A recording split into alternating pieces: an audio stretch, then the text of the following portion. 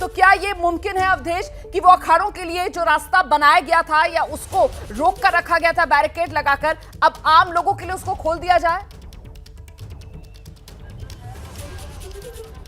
रोमाना जी, अभी तो फिलहाल ये रास्ता जो है रोक कर ही रखा गया। हम तस्वीरें आपको दिखा देते हैं। जो ये पूरा कॉरिडोर है वो खाली करवा लिया गया है। सभी बड़े अधिकारी मौजूद हैं, लेकिन अखाड़ा परिषद ने जो फैसला लिया है वो काबिले तारीफ है। जो हालात इस वक्त महाकुंभ क्षेत्र में हैं, उसमें महाकुंभ में आज़ाद भारत के इतिहास में यह सबसे बड़ी घटना और तारीफ करने वाला फैसला कहा जाएगा, जब अखाड़ा परिषद ने स्नान को रद्द करने का ऐलान कर दिया है। और इसकी ज़रूरत भी थी, क्योंकि लगातार अभी जो तस्वीर हम दिखा रहे थे कि यहाँ पर भीड़ कई जगहों पर कंट्रोल करना मुश्किल हो रहा है, लेकिन अब देखिए फिलहाल अखाड़ों के लिए ये जगह खाली करवाई गई है। अगर अखाड़ों को कुछ घंटे के बाद ये लगे कि वो स्नान कर सकते हैं तो फिलहाल प्रशासन की तरफ से तैयारियां पूरी हैं। लेकिन अखाड़ा परिषद ने जो स्नान रद्द करने का फैसला किया है वो कई संदेश देता है। रोमाना जी, अब हमें थोड़ा सा भूमिका में जाना पड़ेगा। जब से महाकुंभ की तैयारियां हो रही हैं, अखाड़ा परिषद आपसे लेंगे। देखिए, कुल मिलाकर इस बात का जिक्र हम भी बार बार कर रहे हैं कि वाकई में अखाड़ों की तरफ से ये जो फैसला लिया गया है वो अखाड़ों ने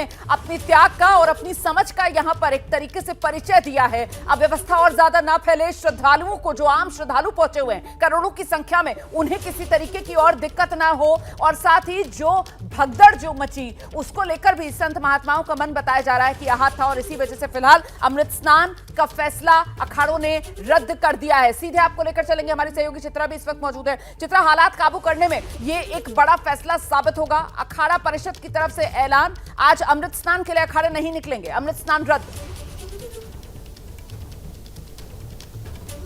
बिल्कुल सही फैसला लिया गया है जिस तरह के हालात हैं, और इसी से आप स्थिति की गंभीरता को भी रोमाना समझ सकती हैं कि अगर अखाड़ा परिषद की तरफ से इतना बड़ा फैसला लिया जाता है 144 सालों के बाद, जो मौनी अमावस्या, जिस तरह का महाकुंभ और जिस तरह का आयोजन किया गया है उसमें स्नान नहीं करने का फैसला लिया जाता है, तो स्थिति कितनी गंभीर है इस बात का अंदाजा लगाया जा सकता है। लेकिन बार बार आम लोगों से अपील कि ये अखाड़ों का फैसला है, जितनी तादाद में दूर दूर से, देश के कोने कोने से जो आम लोग आए हैं वो आराम से जाकर स्नान कर सकते हैं।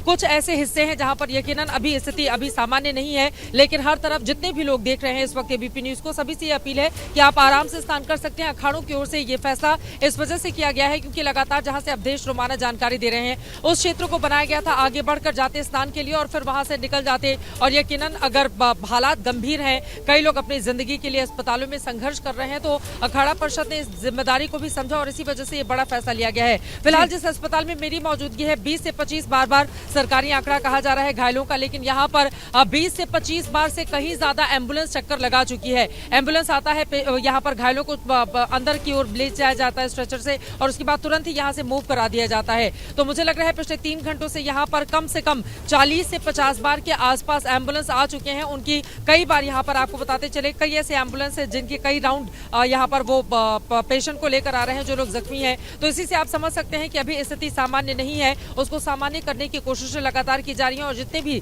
जिलाधिकारी, प्रशासन, जिनको यहाँ की जिम्मेदारी सौंपी गई है कुंभ मेला क्षेत्र की, वो सभी अपनी अपनी जगह पर तैनात हैं, और सभी लोगों से अपील भी की जा रही है शांति बनाए रखिए। बार बार अनाउंस भी किया जा रहा है कि आप जाकर स्नान कर सकते हैं, और स्नान करने के बाद तुरंत ही मेला क्षेत्र से चले